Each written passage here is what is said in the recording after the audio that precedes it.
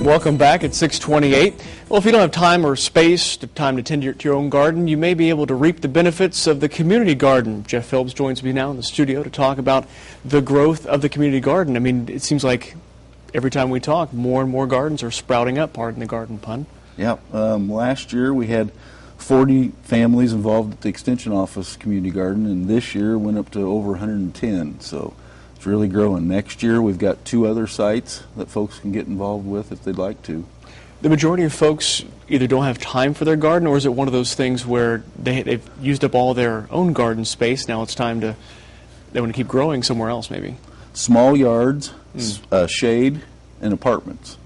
You don't have a lot of room for gardens in those places. A lot of people live in Lafayette, and they tell me that they used to be able to garden. It's too shady now, or maybe they live in some of those new neighborhoods that don't have a lot of yard that they can put a garden in.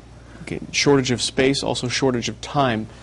Someone, I'm guessing, is going around taking care of the weed problem, or is that up to the person who decides? Oh yeah, that's up to them. There's some rules and regulations we enforce, and that's weeds is one of them. The other 2 locations that we'll have this coming year in 2010 is we have one on the west side just down the road here. They're at the Cumberland Park, so we can have sites there. And then also the Main Source Bank has offered their ground right behind their office there on Old 231 South. So there's a couple awesome places, lots of apartments around there.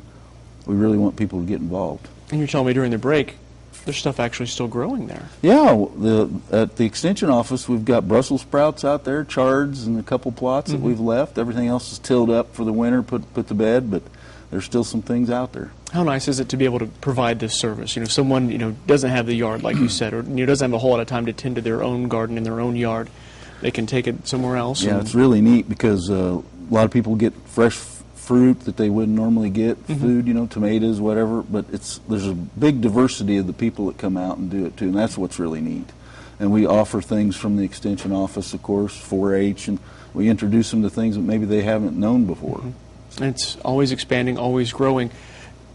If someone wants to take part in the community garden, or don't have space and they want to tap into that resource, just what can they do? Just give us a call at the Extension Office, 474-0793. Okay. Yeah. It's that easy. It is.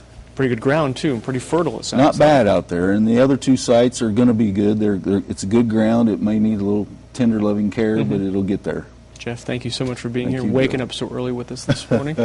Coming up at the bottom of the hour, this morning's top stories, including whether a plan to improve student performance at Miller Elementary